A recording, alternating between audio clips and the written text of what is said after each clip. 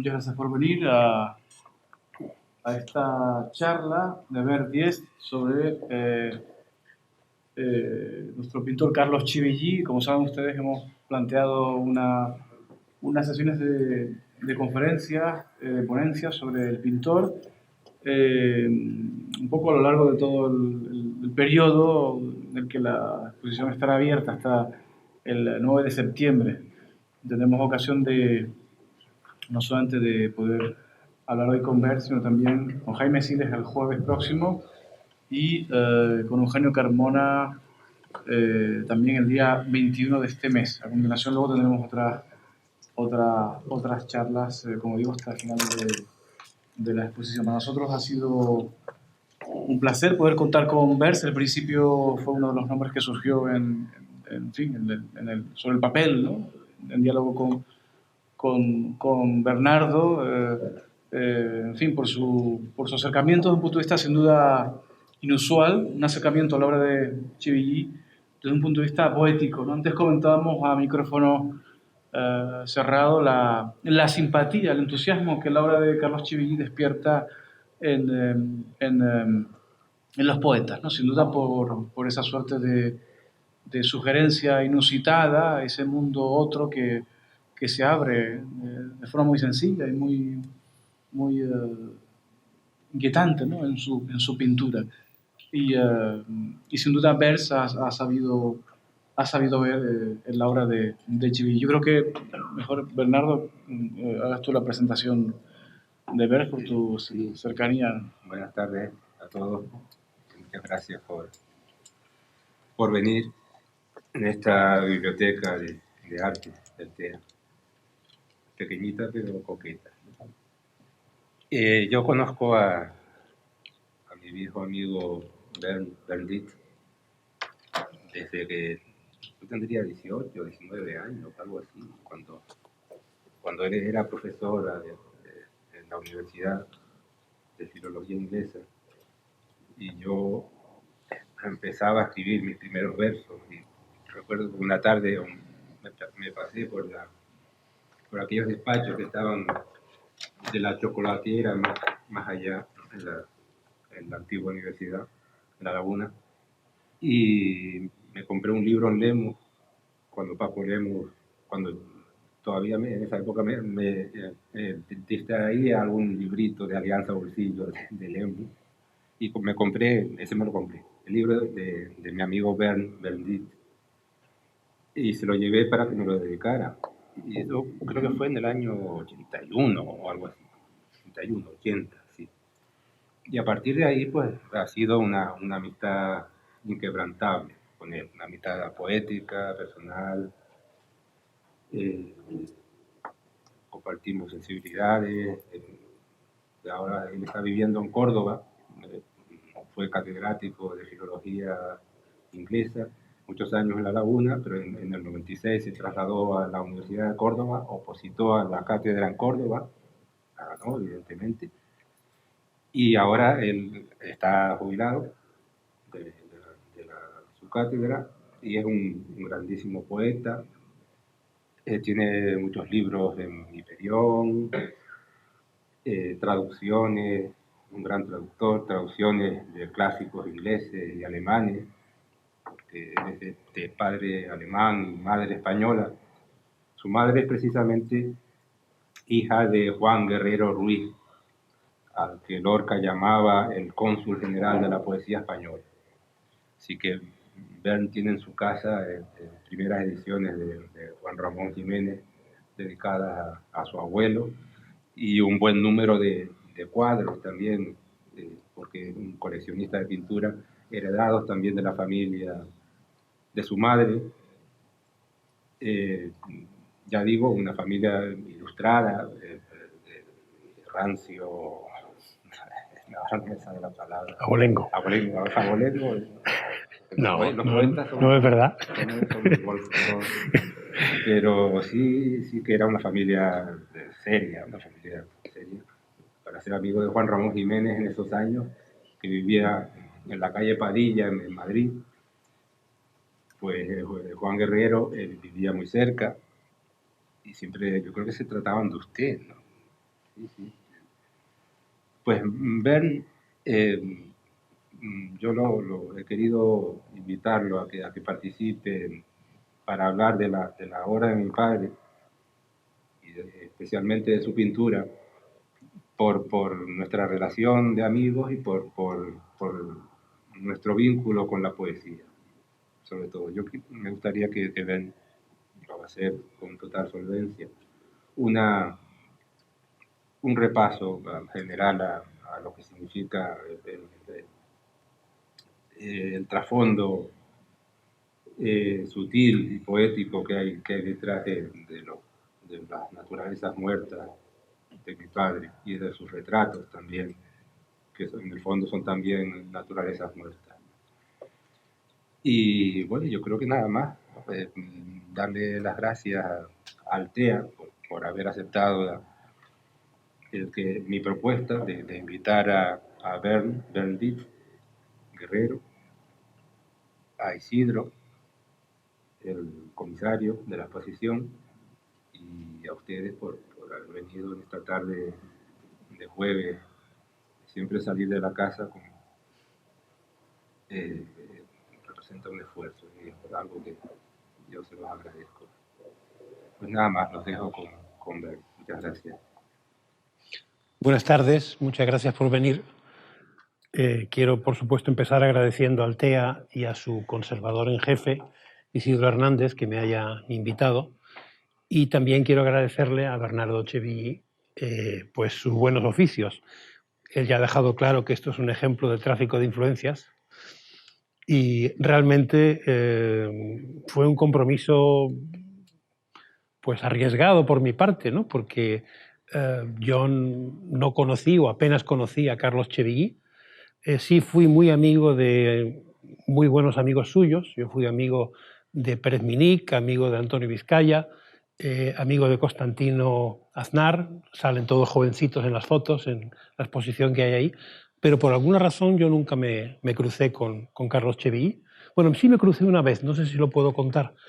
Porque cuando yo estaba aquí recién llegado, con mi entonces mujer, éramos más pobres que las ratas. No teníamos ni para comer. Teníamos 20 años o poco más. Y entonces barajamos distintas opciones para comer. Y dijimos, bueno, vender sangre, dar clases particulares, y de repente a mí o a ella se nos ocurrió, ¿y por qué no hacer de modelos de desnudo? Éramos jóvenes y guapos, total que yo me planté ahí en el despacho del viejo caserón de Ireneo González, ante el director del centro, para ofrecerle mis servicios en fin, de modelo. Pero aquello no sé por qué razón no fructificó. Yo creo que al final nos dio apuro, nos dio vergüenza. O surgió quizá una opción más interesante, probablemente fue lo segundo. Y el caso es que no volví a ver a don Carlos, y aunque, ya digo, Pérez Minic, Antonio Vizcaya hicieron mucho por mí en esos primeros años en la isla, me publicaron mi primer libro en Nuestro Arte, yo era muy asiduo visitante a sus casas, también al ático que tenía Constantino Aznar en la Plaza Weyler, pero no tuve contacto con Carlos Chevilly y realmente lo conocí mucho más tarde. Lo conocí yo creo que por metempsicosis, porque, como en efecto ha dicho Bernardo, en la entonces chocolatera del antiguo edificio, pues había un joven romántico y triste que acababa de perder a su padre, y en aquella época había otro joven profesor, Jaime Siles, con quien yo hablaba mucho, y Bernardo pues nos cooptó, decidió que quería que fuéramos sus hermanos mayores, y así, digamos, fuimos, a través de la tristeza que era inconsolable de Bernardo, pues fuimos interesándonos en la obra y en la persona de Carlos Chevilly. Un personaje difícil de percibir, porque realmente no había apenas obra de él que uno pudiera ver. Estaba contracorriente, no era, yo he traído algunas notas para que no se me, para dar algún dato, pero realmente era difícil penetrar en la obra de Carlos Chevilly. Y bueno, pues sería Luis Ortega Abraham quien nos sacó un poco del apuro, porque publicó un par de libros, ¿no? El primero Estas son las cosas que a una persona mayor como a mí se le olvidan. El primero en el 78 y el segundo ya en la prestigiosa serie de pintores canarios en el 94. Y fue cuando mínimamente se hizo algo por la figura de este pintor desconocido, discreto, casi diríamos inasible, invisible, pero cualquiera que recorra la exposición se dará cuenta que es uno de los grandes pintores de su tiempo, de la primera mitad del siglo XX, ¿no? Además, en él las fechas son significativas, ¿no? Porque, claro, nace en el 18, o sea que realmente es un personaje que está en ese periodo tan significativo de entreguerras, con todo lo que comporta, ¿no? Yo le he puesto un título a la charla que en parte he plagiado de los escritos de Carlos Chevillí, que antes le decía a Isidro, sería interesante publicarlos todos, pero en el apéndice o el apartado documental que hay en el libro de Luis Ortega, hay un sintagma que a mí me gustó, un riguroso orden, esas expresiones de Carlos Chevillí. Entonces yo creo que lo que hay en él es un riguroso orden, ¿no? Y eso es lo que hace que sea un pintor contrario a los usos de su tiempo y, como trataré ahora de glosar, pues profundamente original. Y he puesto después tres palabras, tres conceptos detrás de un riguroso orden: creatividad, independencia y posguerra. Entonces yo creo que son tres ejes mediante los que nos podemos acercar a la figura de Carlos Chevillí. Creatividad porque era un artista puro. Yo creo que en su caso la filiación docente, la parte académica, etcétera, era pro pane lucrando, no era realmente, no es un hombre académico, es un artista que tiene que ganarse la vida y lo hace enseñando a pintar. Y posguerra porque yo creo que queda mucho por decir de la posguerra, ¿no? Como ahora no hay guerras, pues ya parece que las posguerras están en el pasado, ¿no? Pero lo que la gente de mi generación pues consideraba posguerra era el recuerdo de una guerra reciente, inminente, y con lo que eso comportaba, ¿no? Entonces la posguerra española yo creo que tiene una fama dudosa y bastante desacertada. Como hace tanto tiempo de la guerra, la gente joven no sabe nada de la posguerra, y entonces la posguerra que está, digamos, en el imaginario colectivo, pues es una posguerra un tanto rocambolesca. Yo creo que si la patria de todo hombre es su infancia, pues la época dorada de toda persona es su juventud. Entonces pensemos que en esa posguerra de los años 40, 50, las personas que tenían la edad de Carlos Chevillí estaban viviendo sus mejores años y se lo pasaban muy bien, se lo pasaban en grande. Yo tengo gran amistad con un pintor que se llama Ginés Liébana, 3 años más viejo que Carlos Chevillí, pero vive todavía, tiene 96 años, perdón, 97, cumplió el 2 de marzo 97 años, y él dice que la mejor época que él ha vivido en España fueron los años 40 y 50, que es en esa época se hacía de todo, se disfrutaba de todo, había de todo, y realmente el ambiente era extraordinario, ¿no? Y él estaba, claro, en todas las publicaciones de Juan Aparicio, el director de propaganda, El Español, etcétera, la estafeta literaria, y yo le decía, bueno, pero todos serían falangistas, todos serían de derechas, todos serían carcas, muy católicos. Que va, si eso estaba lleno de comunistas. Entonces, no pensemos que la posguerra era monocolor, la posguerra era un amplio calidoscopio, ¿no?, de tendencias y de pensamientos, y no todo el mundo estaba en la cárcel. Había muchos adversarios del régimen que escribían, que pintaban, que participaban de la vida cultural y que, bueno, pues cometían toda clase de transgresiones conocidas y toleradas, ¿no? Me ha gustado ver en la pared, yo no he podido ver la exposición hasta ayer por la tarde, y me ha gustado ver algunas frases de Max Beckmann y de Giorgio de Chirico. Esto es causalidad o casualidad, porque yo traía citas de Beckmann y Chirico sin saber que iban a estar en la pared. Pero dice, por ejemplo, Max Beckmann, pintor judío alemán, si se quiere comprender lo invisible, hay que profundizar todo lo que se pueda en lo visible. Mi meta es siempre hacer lo invisible visible a través de la realidad. puede sonar paradójico, pero es verdaderamente la realidad la que constituye el secreto de nuestra existencia. Él dice Dasein, que estoy traduciendo más o menos del alemán, que es la famosa frase, la famosa expresión de Heidegger. Por eso no necesito formas abstractas, porque cada objeto ya es bastante irreal, tan irreal que solamente podemos convertirlo en real a través de la pintura.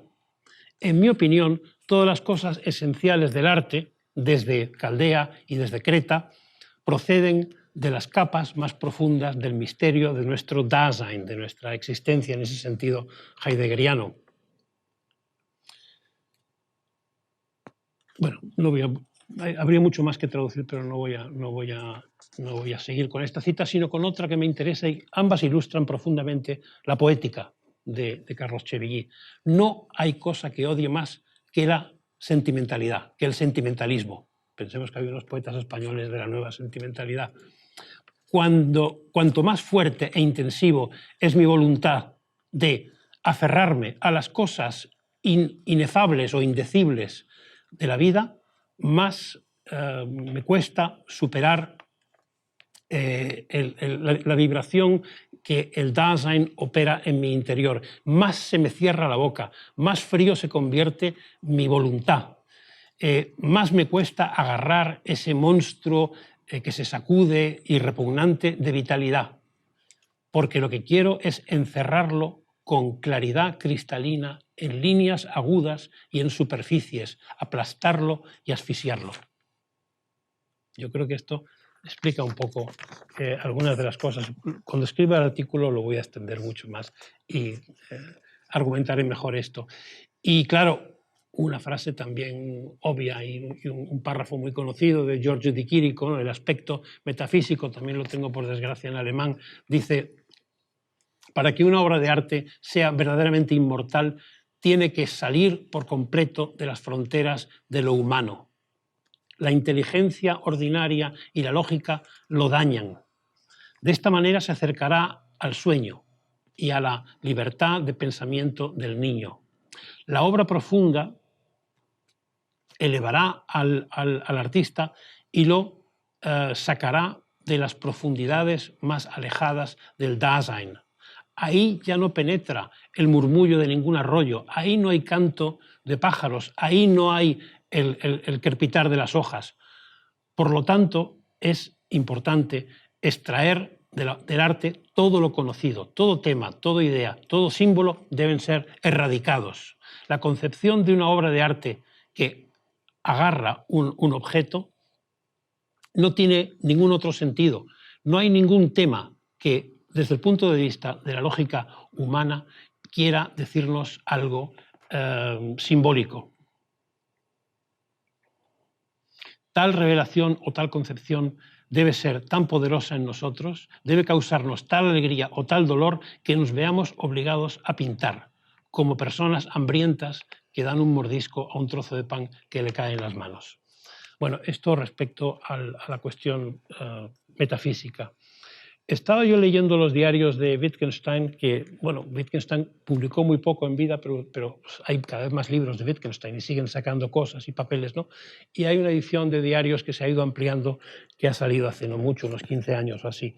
Y tengo algunas frases que a mí me parece que también ilustran algunos de los cuadros que vemos. Por ejemplo, esta: el rostro es el alma del cuerpo. El rostro es el alma del cuerpo. Pensemos en los retratos del pintor que tenemos en la sala, pensemos en cómo nos miran esos ojos grandes, ¿no? El rostro es el alma del cuerpo. Y otro aforismo terrible, ¿no? Lo que es bonito no puede ser bello. Por eso nos interesa a los poetas, Wittgenstein y también el pintor. Y luego una serie de variaciones sobre el tema del genio, la genialidad. Genio es lo que nos hace olvidar el talento del maestro. Genio es lo que nos hace olvidar el talento del maestro. O sea, el talento está bien, pero el genio es otra cosa. Genio es lo que nos hace olvidar la destreza. Pensemos la enorme destreza de esos bodegones. Pensemos el enorme talento pictórico de Carlos Chevigui, pero el genio es otra cosa. Donde el genio es delgado, se puede transparentar la destreza. Solo donde el genio es delgado puede verse el talento. Todos esos son juegos lingüísticos de Wittgenstein bastante maliciosos. También copié una cita que me gustó de Paul Klee porque creo que ilustra mucho la comunidad espiritual en la que se desarrolla la creatividad de Carlos Chevilly. El arte no reproduce lo visible, hace visible.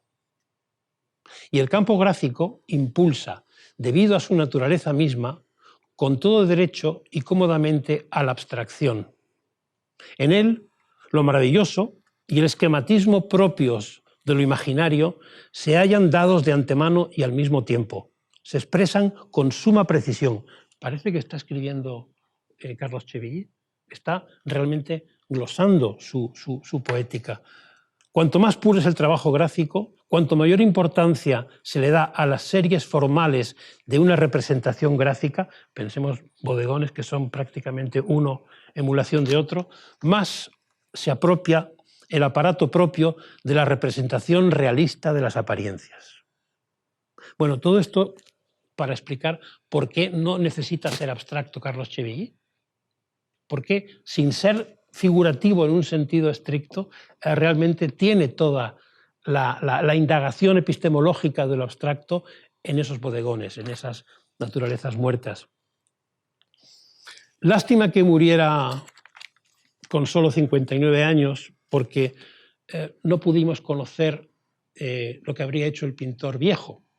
Hay un húngaro que me tiene fascinado, Béla Hamvas. Lo que pasa es que no lo puedo leer porque está solo en húngaro. Hay un librito pequeño en acantilado que se llama Breviario del vino y es lo único que hay en español. Y hay un librito pequeño en alemán del cual he extraído alguna cosa, pero está todo en húngaro. Este es un personaje que nace casi de la quinta, bueno, muere el mismo año que Carlos Chevilly, 1968, pero nace en 1897 en Bratislava, soldado en la Primera Guerra Mundial. Pero en el 78 llegan los comunistas a su país y no puede seguir escribiendo. Le convierten en obrero manual y se va a un pueblo a trabajar de obrero, cosa que hace toda su vida hasta la jubilación. Y siendo un obrero en un país comunista, escribe decenas y decenas de volúmenes. Conoce todas las lenguas cultas, clásicas y modernas de Europa. Es un filósofo de primera magnitud, pero por desgracia está solo en húngaro. Este librito que yo he leído en alemán se llama La melancolía de las obras tardías. Y es fantástico porque lo que estudia es cómo personas mayores le dan la vuelta a todo. Al final crean como les da la gana. Y hay una melancolía que procede del hecho de saber pues, que todo es mortal, que todo está condenado a la desaparición. Y cita en esa constelación de la melancolía de las obras tardías los últimos cuartetos de Beethoven, ya de la sordera completa, la parte segunda del Fausto de Goethe, el Edipo en Colono de Sófocles, que invierte completamente todo lo que sabemos de Edipo, la Tempestad de Shakespeare, por supuesto, el Arte de la fuga, el viejo Cézanne, los últimos cuadros de Cézanne, el Tao Te Ching de Lao Tse, la sonata a Kreutzer de Tolstoy, ya saben que no la obra musical, sino el escrito amargo que escribe Tolstoy cuando piensa, yo creo que con razón, que su mujer le está engañando, ¿no? Y entonces hace esa terrible novela corta sobre el adulterio, ¿no? Ya saben que Kreutzer es un regalo que le hace Beethoven, la dedicatoria, porque realmente estaba dedicada a un tal Bridgetower, ¿no? Que era el violinista para el que escribió la obra, pero al final hubo un problema entre ellos y Beethoven dijo, te retiro la dedicatoria y ahora se la voy a dedicar la pieza a Kreutzer. Y finalmente, la última obra de Platón, Las leyes. Entonces, él establece una correlación entre todas esas piezas, ¿no? Musicales, literarias, filosóficas. Y yo pensaba, viendo este largo periodo de supuesto silencio de Carlos Chevilly, ¿no será que ese último bodegón que vemos, no será que esos últimos cuadros de los 70 no son un poco también una ejemplificación, ¿no? de esa melancolía de las obras tardías? yo le he preguntado a Bernardo, no sé muy bien, porque realmente desde el año 49 hasta el año 71 o así, no hay ninguna exposición individual de Carlos Chevilly. Habrá quizá alguna participación en colectivas, pero sus amigos dicen, bueno, está puesto en algún lugar de la pared, Carlos ya no pinta, no sabemos nada de él. Yo creo que sigue pintando, pero algo pasa. Y luego vuelve, y vuelve de otra manera, y cuando vuelve, aparentemente le dicen, bueno, ¿y por qué no sigues haciendo bodegones? Cuando no le han hecho caso en su momento, ¿no? Bueno, como yo tenía este compromiso con Bernardo, digo, bueno, ¿yo qué puedo hacer si yo no soy experto, no soy historiador del arte, no soy museólogo, no soy amigo personal de Carlos Chevilly? Tengo que hacer algo que sea honesto, que sea sincero, que sea original y que trate a la vez de empatizar con él. Digo, voy a hacer 12 tesis sobre Carlos Chevilly. Y entonces mis 12 tesis son estas, ¿no? Por eso las 12, porque al final le gustan a uno los números redondos. Primera tesis. En Carlos Chevilly es importante el dibujo frente a la mancha. Yo creo que todas esas 12 tesis, por cierto, ilustran por qué es un pintor reñido con su tiempo. ¿Por qué no tiene el éxito que merece? ¿Por qué se le olvida? ¿Por qué lo estamos recuperando ahora? ¿Y por qué probablemente sea él quien al final se lleve el gato al agua? Quiero decir, sea él quien quede como el personaje central, medular de su tiempo, y no aquellos otros contemporáneos suyos que tuvieron más éxito, ¿no?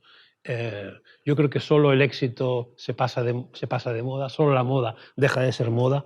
Es muy interesante ser un outsider y después volver, ¿no? Decía Canetti esa frase tan fantástica. Yo no entiendo por qué los poetas se pelean y quieren, en fin, los premios y el escalafón y están en el canon. Dice, la única guerra interesante entre los poetas es la que empieza 100 años después de su muerte. Está bien eso, ¿no? Bueno, quizá con Carlos Chevilly podamos empezar un poco antes. Dibujo frente a mancha, esto es obvio, ¿no?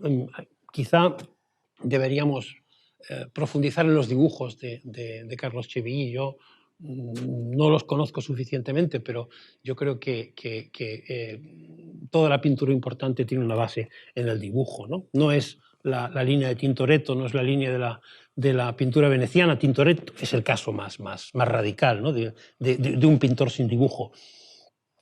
Por lo tanto, y lo vemos muy bien en los cuadros, una composición basada en los contornos, en los límites de los objetos, dentro de una orquestación espacial. Y eso que él era profesor de color, es decir, que una cosa no está reñida con la otra, ¿no? Pero los pliegues de los tejidos que vemos en muchos de estos cuadros, que son quizá lo más desconcertante, lo más conmovedor, lo más perturbador. Anoche estábamos viendo los cuadros y yo se lo decía a Bernardo, digo, esto es la mejor tradición pictórica española. Digo, yo aquí veo a Zurbarán. Esto es Zurbarán, y esto es Sánchez Cotán, y esto es Luis Egidio Menéndez. Esto es el ascetismo cristiano pese a todo. Es decir, al final lo que ocurre, consciente o inconscientemente, en un pintor importante es que en él habla el pasado, hablan sus precursores, ¿no? Decía Borges eso de cada creador o cada gran genio o cada figura importante crea sus propios precursores. Y el ejemplo del libro y tópico es que, claro, el Bosco, el surrealismo crea el Bosco, ¿no? Entonces, aquí podemos ver algo así. Tesis número 2. Arquitectura frente a informalismo. Claro, su época es la gran época del informalismo, ¿no? Y él no es Lucio Muñoz, ni es Antoni Tapies, ni por supuesto es una arpillera de Manolo Millares. No hay pintura matérica, no hay tachismo, no hay art brut. Claro, todo eso no está ahí. Entonces es un hombre fuera del paradigma de su tiempo, sino las clásicas reglas de los tercios, los impares, la mirada, la línea y la forma. Es decir, estamos ante un maestro clásico que está pintando en la época del informalismo. No hay narratividad, sino eso que Coleridge llamaba suspension of disbelief, suspensión del descreimiento, ¿no? Pero desde un intelectualismo singular. Tesis número 3, y todas son, como digo, ilustraciones de que es un hombre que está fuera del mainstream, ¿no? de la corriente dominante de su tiempo, y quizá por eso estaba tan callado, y quizá por eso disimulaba tanto, ¿no? Y quizá por eso, aunque era muy sociable y tenía amigos importantes, ¿no? No participaba, ¿no? Belleza frente a feísmo. Antes hemos dicho que donde hay algo bonito no hay belleza, pero la belleza está ahí, ¿no? Y la belleza, ¿quién va a renunciar a la belleza, ¿no? Por mucho que tenga mala fama, ¿no? Pero ya lo dijo Keats, ¿no? A thing of beauty is a joy forever, ¿no? Un objeto bello es una alegría imperecedera. Pero el feísmo es el 90% del arte del siglo XX. Es que el feísmo lo impregna todo, ¿no? Entonces, esto es decir, no a Dada, no al antiarte, no a la vanguardia, no hay un afán de espantar al burgués, no se quiere escandalizar al espectador, no se quiere ofender, no se quiere provocar, no se quiere denunciar, no hay sadismo, no hay estruendo, no hay horror, nada es grotesco, nada es risible, nada es banal, no hay ironía, no hay pop, no hay kitsch, no hay punk, no hay todo eso.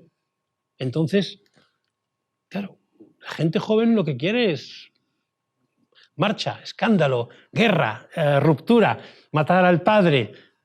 Y Carlos Chevilly, calladito, no está haciendo eso.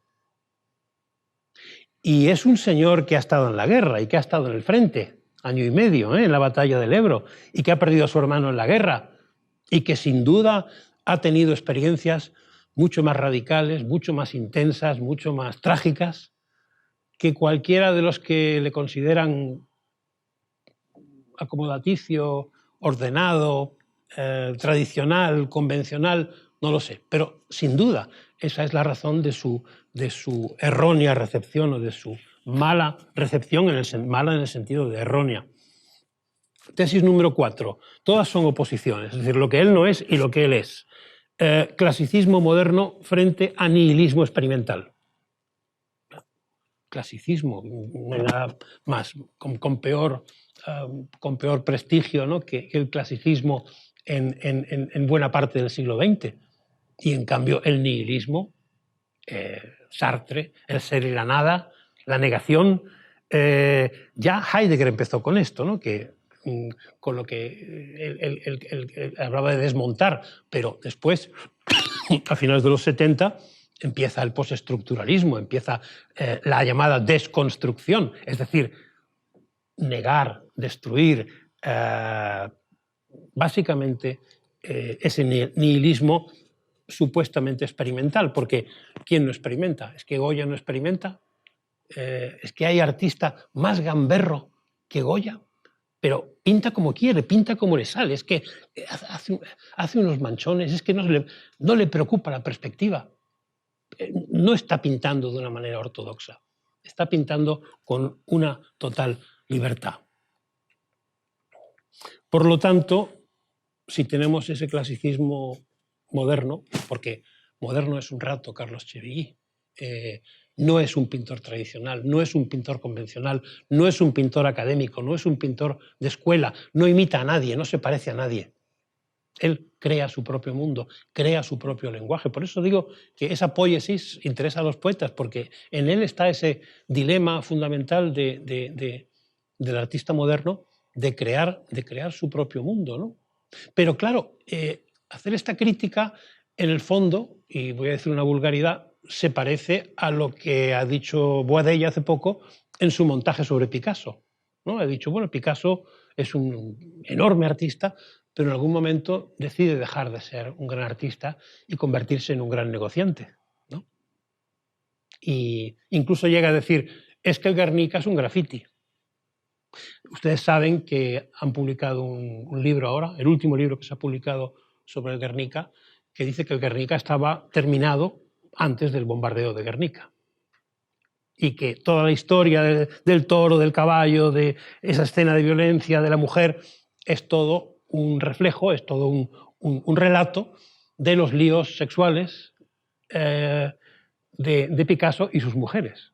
Es decir, según esa teoría, y yo creo que bien documentada por un historiador del arte, no hay ese supuesto simbolismo que ha dado pie a que durante décadas pues toda la gente bien pensantemente de izquierdas tuviera en el salón de su casa una reproducción del Guernica porque supuestamente era el gran icono, ¿no? El gran símbolo del bombardeo fascista de Guernica. Entonces, claro, no nos puede gustar el último Picasso si nos gusta Carlos Chevilly.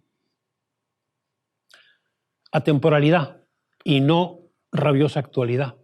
Diálogo con la tradición, como he dicho antes, y los grandes maestros. No rebelión apocalíptica. El apocalipsis es el gran término, ¿no? Hay un movimiento poético inglés que se llama Apocalypse, 60. Yo mismo, cuando era más joven y más estúpido, publiqué un libro titulado Un apocalipsis invita a vivir. Menuda majadería, ¿no? En cambio, en lugar de eso, tenemos una fe en la función edificante del arte, una voluntad de evitar la destrucción de su aura. Construir aura, no destruir aura. El aura es de eso que habló Walter Benjamin, ¿no? Por eso dijo que en la época de la reproducción incesante de la obra de arte, pues ya no había aura. Bueno, pues estos cuadros están llenos de aura. Pero hay un aura que yo creo que es que nos tumba para atrás, ¿no? Tenemos que ver los cuadros en silencio, calladamente, y dedicarles tiempo. Eso hay que hacerlo con un poema. Un poema no se puede leer como una crónica deportiva, y un cuadro pues no se puede ver pasando delante y yendo de un cuadro a otro. Es un acto de intelección orgánica y física y mental que exige trabajo, hay que trabajar. Pero es que necesitamos comunicarnos con ese aura, ¿no? Y no lo digo en ningún sentido místico, mágico, trascendente, religioso, no, es algo, bueno, pues como la teoría de los colores de Goethe, es una cuestión fisiológica, pero la inteligencia es fisiología, ¿no? Ya hemos dejado atrás el dualismo cartesiano, ya sabemos que no hay dualismo, no somos cuerpo y espíritu, somos cuerpo, pero la inteligencia y el cerebro es una parte del cuerpo. Otra cosa será que epistemológicamente podamos decir, como un filósofo alemán actual que dice, mi cerebro no forma parte de mi cuerpo. Entonces, pero él lo dice en otro sentido, ¿no? No del dualismo cartesiano. Tesis número 5. Autonomía moral frente a ideología. Esto es muy importante. Autonomía moral frente a ideología. Uno de los muchos errores del arte del siglo XX es su ideología. Pensemos en el último, no en el último, en el Alberti de edad mediana, ¿no? Que se convierte en un propagandista. Alberti es un propagandista a sueldo de Stalin. Y lo mismo Neruda, y lo mismo... Pasa es que Neruda es mejor poeta que Alberti. Pero básicamente lo que hay es la servicialidad ideológica del arte. Además se supone que el arte debe estar al servicio de una causa. El modelo de esto es Bertolt Brecht, gran poeta, gran dramaturgo, pero un instrumento para la revolución comunista. Entonces, claro, la política está muy bien y ser de un partido está muy bien, pero entonces uno quiere que ese partido gane, no está buscando una iluminación filosófica, estética. No está abierto de mente, sino está persiguiendo un objetivo. Carlos Chevilly, hijo de un intelectual, de un periodista, masón, yo no creo que fuera un hombre de derechas, francamente. No creo en absoluto que fuera un hombre de derechas. Entonces, ¿por qué no era un hombre de izquierdas? Quizá lo era, quizá es irrelevante que lo fuera, pero lo que está claro es que no es un propagandista.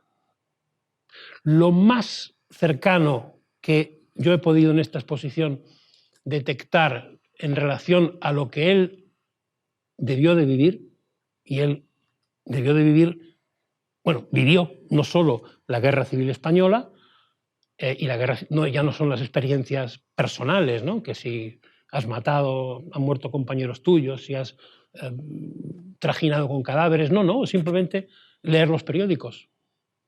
Y en ese sentido, él vivió no solo la Guerra Civil Española, sino la Segunda Guerra Mundial.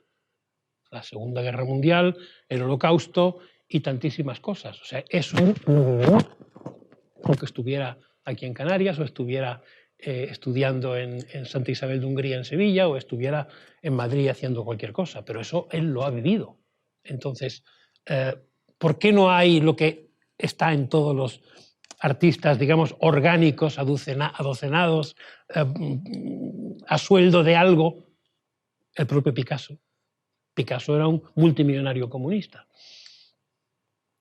Lo más cerca que hay en esos cuadros, decía, es quizá pues, una cáscara de huevo rota y vacía, una taza o un vaso ligeramente inclinado, una figura femenina que tiene los rasgos de la familia Chevilly, que parece casi un autorretrato suyo, pues también parece una mater dolorosa, habría que decirlo, o sea que volvemos a Zurbarán.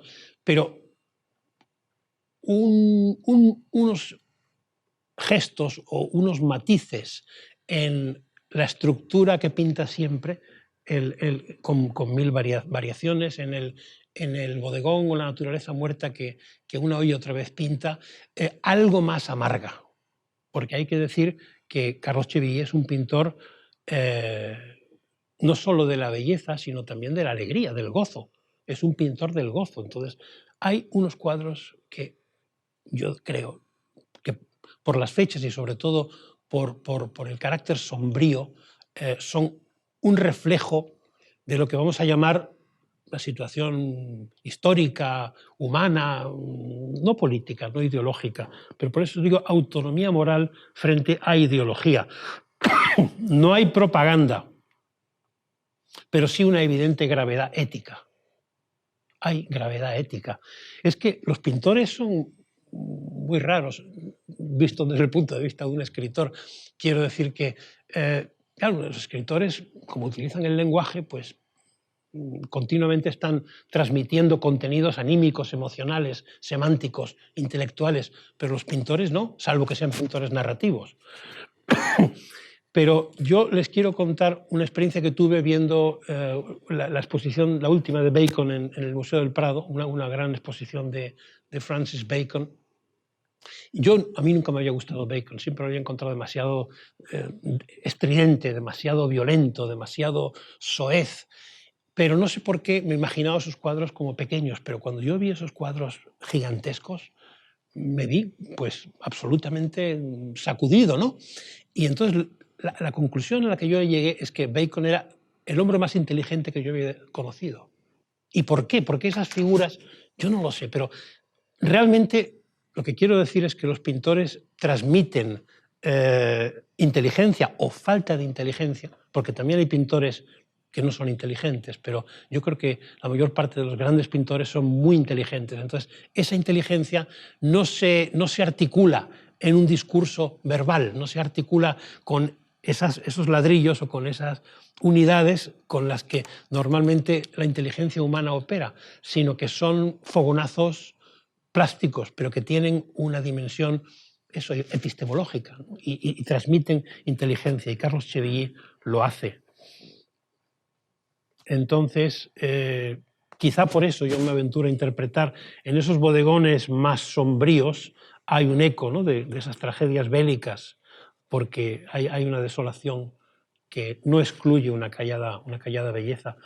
Y esto otra vez me vuelve a evocar la pintura española. Y digo, yo veo esos bodegones sombríos, no los más luminosos, los más gozosos, los más celebratorios, porque obviamente Carlos Chevilly es un hombre feliz, es un hombre que disfruta de la vida.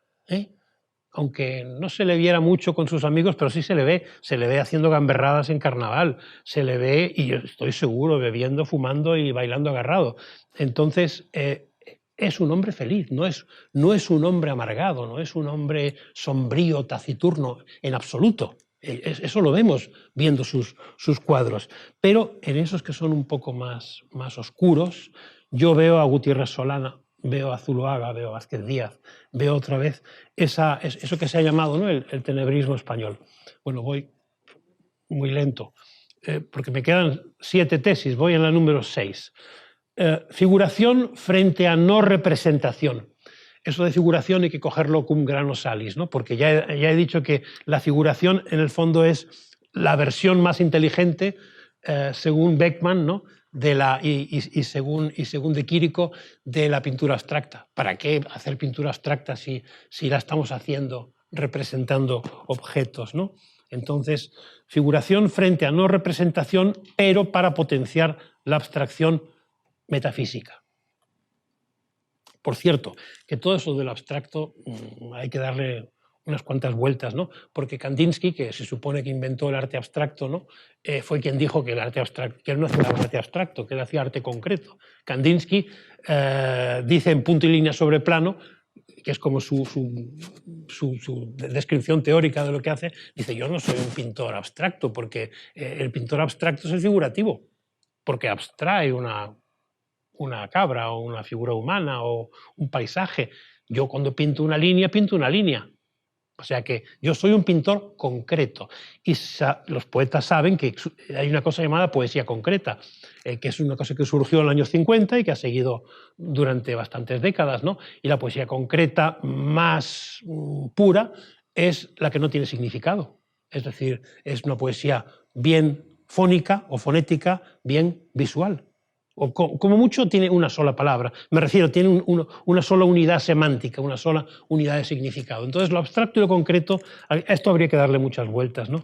Pero bueno, en esa figuración sui generis, digamos, de Carlos Chevilly, que ilustra también su modernidad, pues a mí me gusta también verlo cómo se une con pintores que a mí me gustan mucho, y algunos de los cuales tengo en mi casa, ¿no? Me ha gustado mucho ver un cuadro de Goya, de Ramón Goya, porque era muy amigo de mi familia, y yo tengo varios Goya en casa, y mi abuelo fue el mentor de Goya cuando Goya tenía 14 años, y claro, hay mucho en común.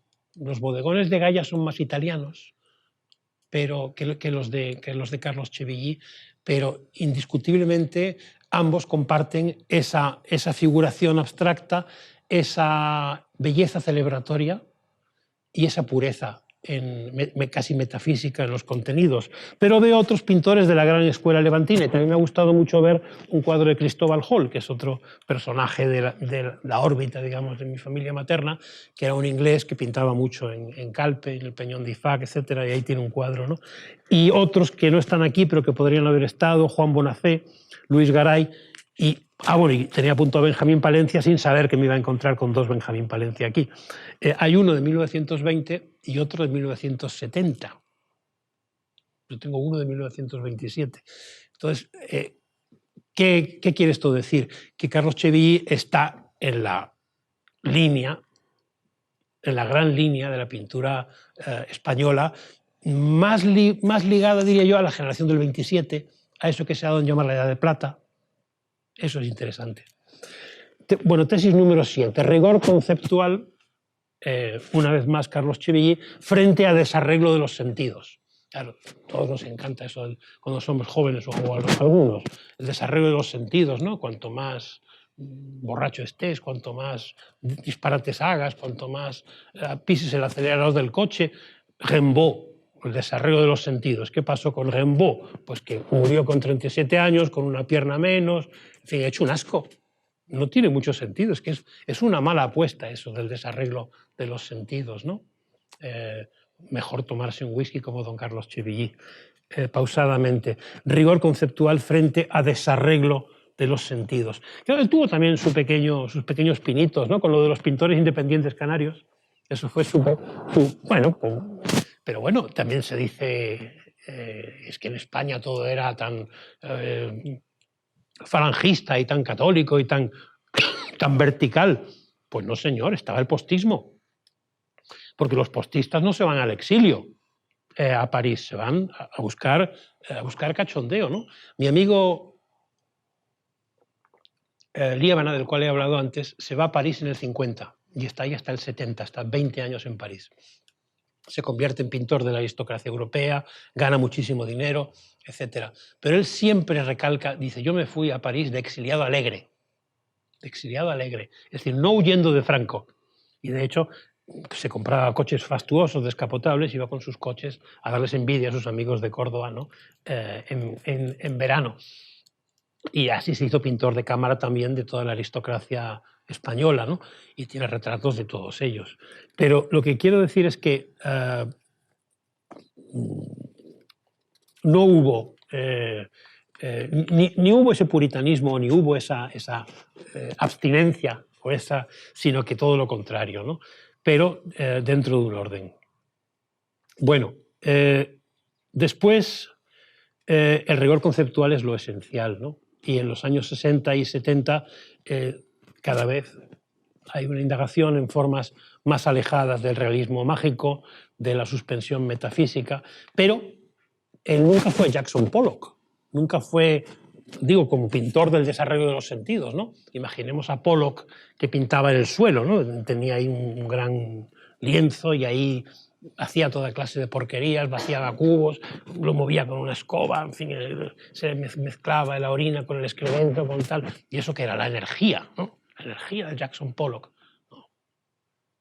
Esto es una cosa mucho más simple, cartesiana, mucho más de samurái, ¿no?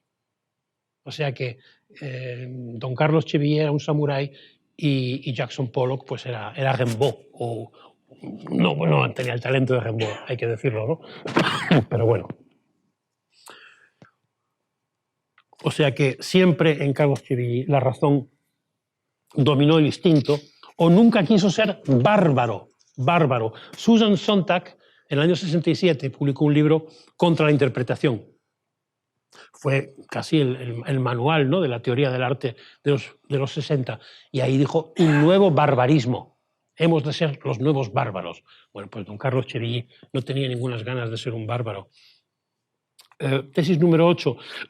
Poesía de la realidad frente a escapismo onírico. Poesía de la realidad. Lo han dicho otros mucho mejor que yo hace un momento, ¿no? Poesía y realidad frente a escapismo onírico. El mundo real es lo suficientemente perturbador como para que se precise un romanticismo de lo etéreo y lo fantástico. Entonces, eso está claro.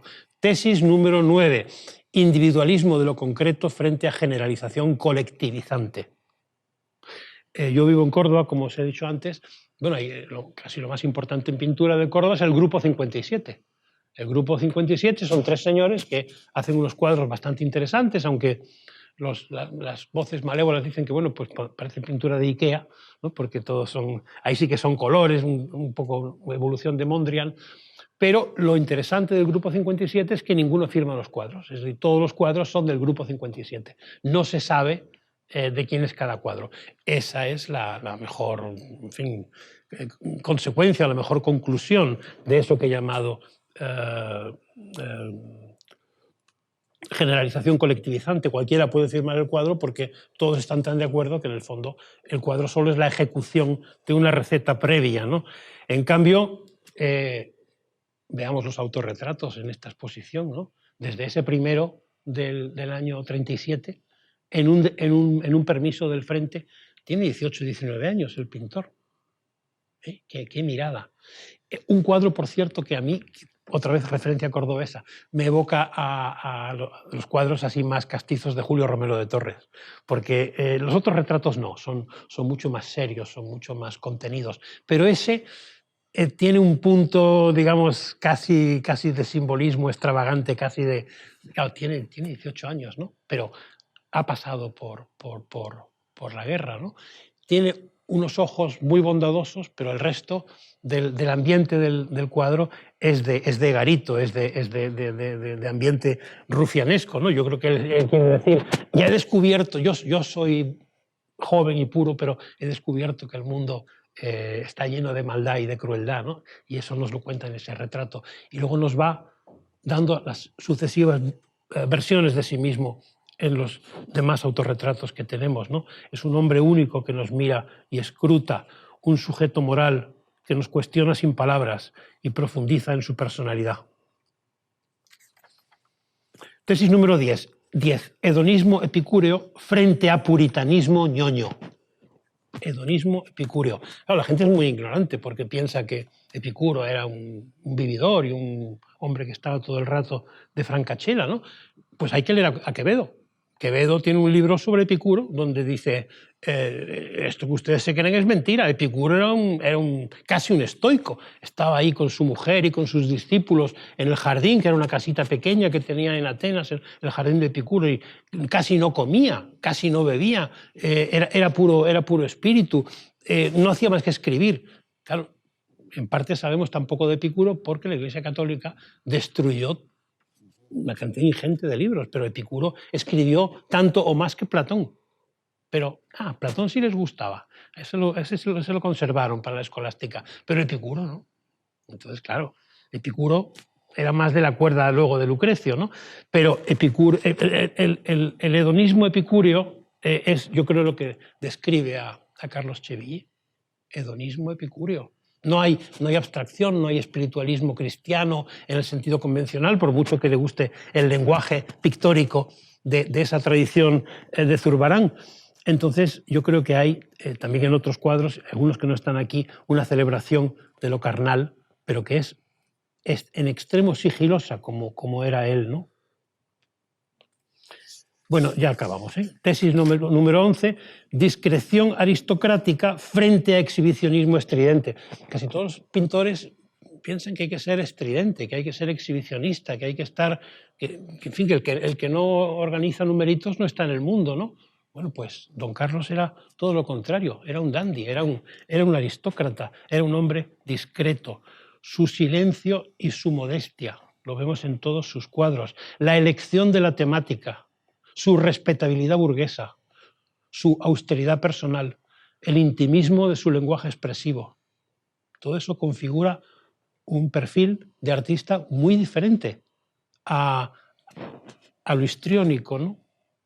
La naturaleza muerta, por cierto, pasa por ser el género más bajo de categoría, ¿no? El menos ambicioso. No es una batalla, no es un Cristo, no tiene es una cosa simple, ¿no? Aunque la naturaleza muerta es lo más antiguo que hay, ¿no? Eso viene de la cultura egipcia y luego lo tenían en los mosaicos los romanos y los griegos antes, y bueno, en la Edad Media, en fin, eso ustedes saben que siempre ha estado ahí, pero es el género que, aunque es de los más cotizados económicamente, parece que tiene menos prestigio, y eso encaja bien en la discreción y la elegancia de don Carlos Chevilly.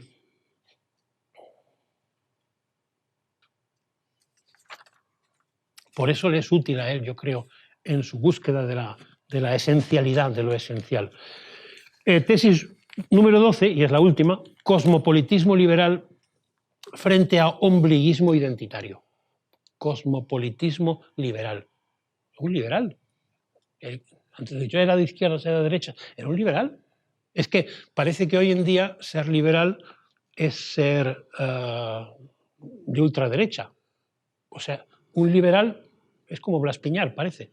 Sí, vemos lo que dicen en las tertulias de la televisión, pero liberales eran desde la Revolución Francesa y en el 19, John Stuart Mill, etc. Los liberales eran la izquierda.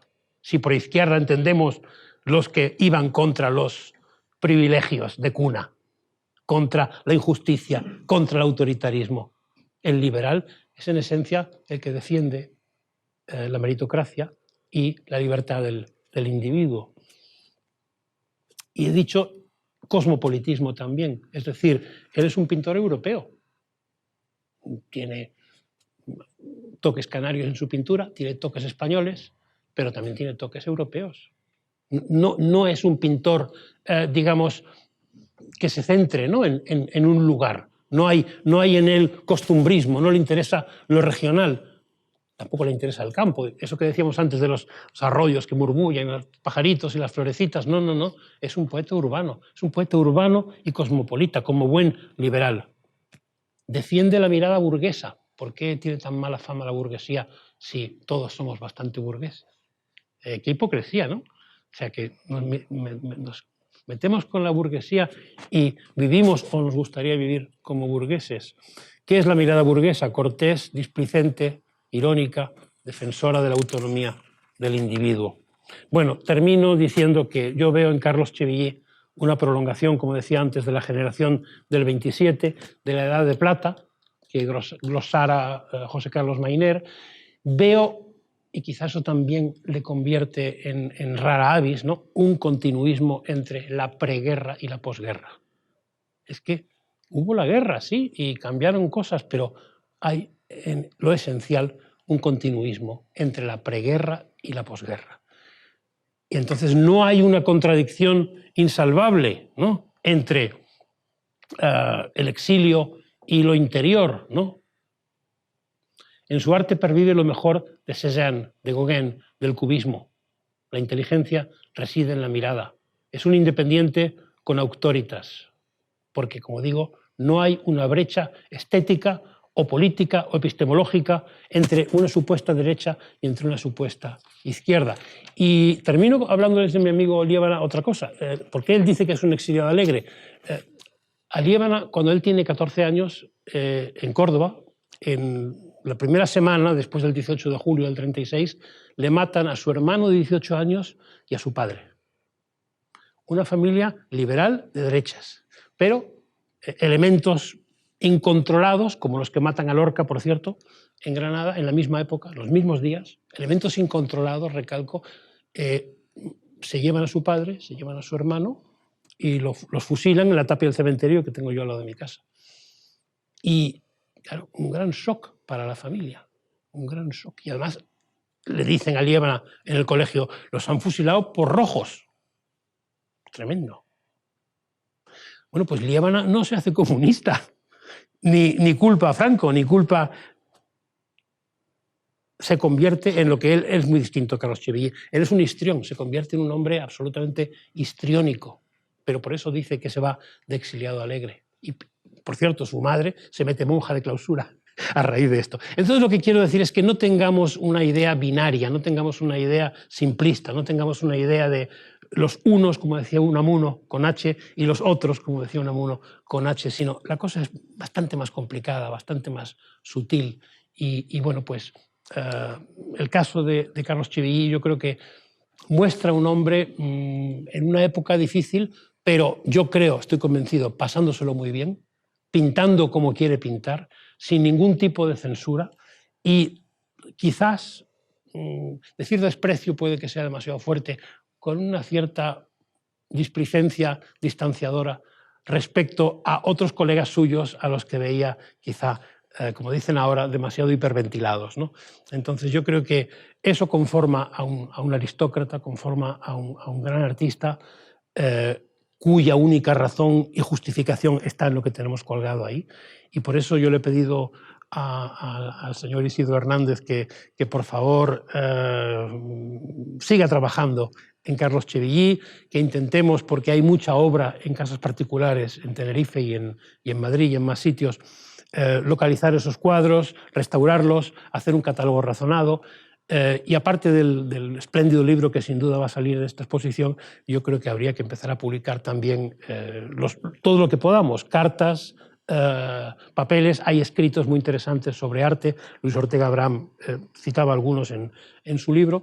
Y como todavía queda mucha gente viva que lo conoció, y hay muchos alumnos suyos y gente que lo trató diariamente durante muchos años, yo los sometería a un tercer grado y les haría hablar y grabaría horas y horas de conversación, porque yo creo que necesitamos saber más sobre Carlos Chevilly y sin duda es una apuesta de futuro. Yo creo que esto no es una cosa coyuntural y un pequeño...